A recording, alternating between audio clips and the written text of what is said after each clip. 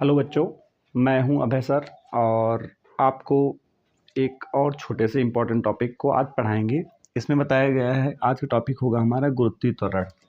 गुरुत्व तो हम लोग पढ़ चुके हैं, अब हमारा है गुरुत्वीय त्वरण, एक्सेलरेशन ड्यू टू ग्रेविटी।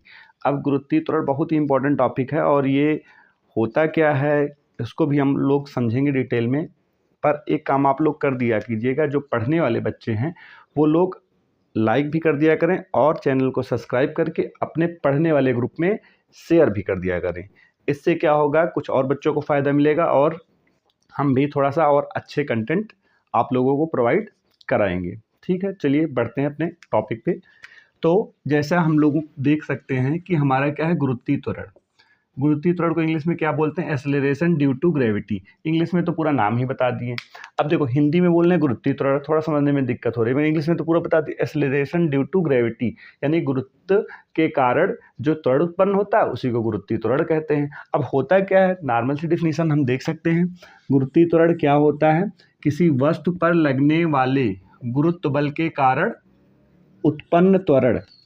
क्या होता है, किसी वस्तु पर लगने वाले गुरुत्व बल के कारण, गुरुत्व बल कहाँ है, पृथ्वी में है, गुरुत्व बल के कारण उत्पन्न त्वरण। त्वरण क्या होता है, इसके पहले बता चुके हैं, गति में परिवर्तन। ठीक है, उत्पन्न त्वरण गुरुत्वीय त्वरण कहलाता है। यानी गुरुत्वीय त्वरण क्या होता है, यानी कोई वस्तु है जिस पर पृथ्वी के गुरुत्व बल के कारण कोई गति में परिवर्तन हो, वही हमारा क्या होगा, गुरुत्वीय त्वरण। तो फिर से एक बार देख सकते हैं, किसी वस्तु पर लगने वाले गुरुत्व बल के कारण उसके त्वरण में परिवर्तन। ठीक है, त्वरण क्या होता है, गति में परिवर्तन। इसके पहले पढ़ भी चुके हूँ। त्वरण क्या कहलाएगा, गुरुत्वीय त्वरण कहलाएगा। इसे काहे से लिखेंगे, स्मॉल जी से लिखते हैं। सब लोगों को पता है गुरुत्वीय त्वरण को काहे से लिखते हैं, स्मॉल जी से लिखते हैं। इसका मान भी आप लोगों को पता होगा, या नहीं पता है तो जान लो। इसका मान क्या होता है, लगभग 9.8। ठीक है, 9.8 के लगभग मानते हैं, वैसे यही अधिक जगहों पे यूज़ किया जाता है। और 9.8 मान होता है इसका। मगर पृथ्वी पर स्मॉल जी जो होता है तुम्हारा गुरुत्वीय त्वरण, इसका मान जो होता है वो निश्चित नहीं होता है। क्या होता है, निश्चित नहीं होता है कि 9.8 है तो 9.8 ही होगा सभी जगहों पर। ऐसा नहीं, ऊंचाई पर जाने पर या स्थान परिवर्तन पर जाने पर, ध्रुवों की ओर जाने पर इसका मान परिवर्तित होता है। ठीक है, मगर ओरल हम लोग क्या लेते हैं, 9.8 ही लेते हैं अपने न्यूमेरिकल के कैलकुलेशन के लिए, क्योंकि ये केंद्र से 9.8 ही होता है। ठीक है, अब यहाँ पर क्या हुआ, जी का मान 9.8 होता है। अब जी का मात्रक भी बता देंगे, यानी त्वरण का मात्रक क्या होता है, त्वरण यानी जी, स्मॉल जी का मात्रक क्या होता है, इसका भी तुम लोग याद कर सकते हो, मीटर प्रति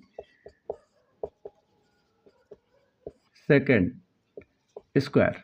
क्या होगा, मीटर पर सेकेंड स्क्वायर। तो ये तो हो गई ओरल जानकारी जो आप लोगों को पता थी, या नहीं भी पता थी तो याद कर लीजिए। ठीक है, तो गुरुत्वीय त्वरण क्या होता है, फिर से देख सकते हैं, किसी वस्तु पर लगने वाला गुरुत्व बल के कारण, गुरुत्व बल तो भी पढ़ा चुके हैं, गुरुत्व बल के कारण उत्पन्न त्वरण। गुरुत्व बल के कारण यानी पृथ्वी किसी वस्तु को अपनी ओर खींचती है, जैसे हम कोई पेन है कुछ भी ऊपर लेते हैं छोड़ते हैं तो ये नीचे की ओर जाता है। तो क्यों नीचे की ओर जाता है, ऊपर क्यों नहीं जाता, क्योंकि नीचे से बल लग रहा है। कौन सा बल लग रहा है, गुरुत्व बल लग रहा है। नीचे की ओर कौन सा लग रहा है बल, गुरुत्व बल लग रहा है।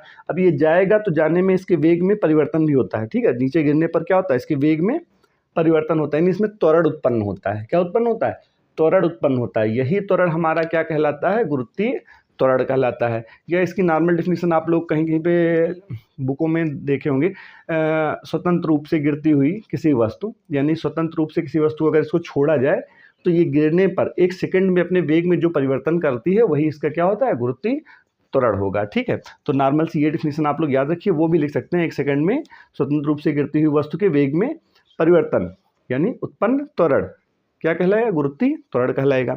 चलिए, ये तो हो गया गुरुत्वीय त्वरण।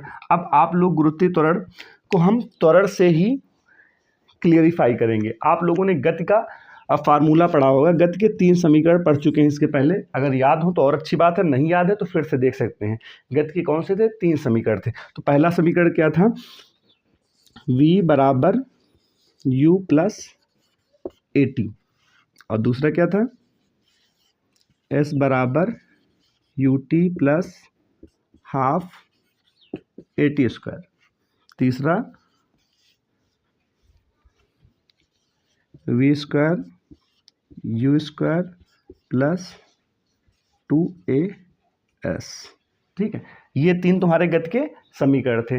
अब ये बताओ, इन तीनों गति के समीकरणों का यूज आप लोग कहाँ पे करते थे? न्यूमेरिकल लगाने में करते थे। जो पृथ्वी की सतह पर चलती थी वस्तुएं, उनकी गति, दूरी, चाल, ये सब समय निकालने में हम लोग इन गति के तीन समीकरणों का यूज करते थे। किंतु अब हम लोग क्या पढ़ रहे हैं? ग्रेविटी पढ़ रहे हैं। यानी कोई चीज़ अगर ऊपर जाएगी तब हम इसका फार्मूले से इसको कैलकुलेट नहीं कर पाएंगे, क्योंकि वहाँ पर एक अलग सा फोर्स लगेगा, गुरुत्वाकर्षण बल लगेगा। ठीक है, तो वहाँ पे ग्रेविटेशनल फोर्स के लिए हम इस समीकरण में थोड़ा सा परिवर्तन करेंगे। ठीक है, जैसे तुम लोग पहले अभी तक क्या देखते आए हो? अभी तक तुम लोगों देखते आए हो कि ए त्वरण क्या होता था? ए होता था। मगर आप क्या बोलते हैं? गुरुत्वीय त्वरण बोल दिए हैं। तो गुरुत्वीय त्वरण में क्या हो जाएगा? जी होगा ना। तो इसी समीकरण में बस थोड़ा सा चेंजेस करेंगे हम। जहाँ पर ए था इन तीनों समीकरण में, जहाँ पर क्या था? ए की जगह पे क्या कर देंगे? जी। ए की जगह पे क्या कर देंगे? जी। अब ए की जगह पे जी क्यों करेंगे? ए की जगह पे जी इसलिए करेंगे क्योंकि यहाँ पर ये केवल था त्वरण। क्या था? त्वरण था। ठीक है, और जी क्या हो गया? गुरुत्वीय त्वरण। अगर कोई चीज़ सतह से ऊपर जाएगी तो उसमें कौन सा वर्क करेगा? गुरुत्वीय त्वरण करेगा। तो ए की जगह पे जी कर देंगे। तो जी कर देंगे तो हमारे सारे इक्वेशन सेम होंगे, बस थोड़ा सा परिवर्तन आएगा। v equals to u plus g t. क्या हो जाएगा? G t. अब इसमें भी क्या चेंज होगा? ए चेंज होगा। तो ये वाला क्या बन जाएगा? S equals to u t plus half g t square. ठीक है, अब थर्ड वाले में क्या हो जाएगा? थर्ड वाले में भी सेम हो जाएगा। V square equals to u square plus 2GS। ठीक है, तो ये गति के तीन समीकरण हो जाएंगे। किस अवस्थाओं में? जब कोई चीज़ ऊपर की ओर या नीचे की ओर जा रही हो, तब जी के ए की जगह पे हम क्या रखेंगे? जी रखेंगे। ये इतना क्लियर हुआ। अब एक चीज़ और आप लोग देख सकते हैं, जी का मान कब धनात्मक हो सकता है और कब ऋणात्मक हो सकता है। अगर हम पृथ्वी की सतह से, तो ये चीज़ याद रखने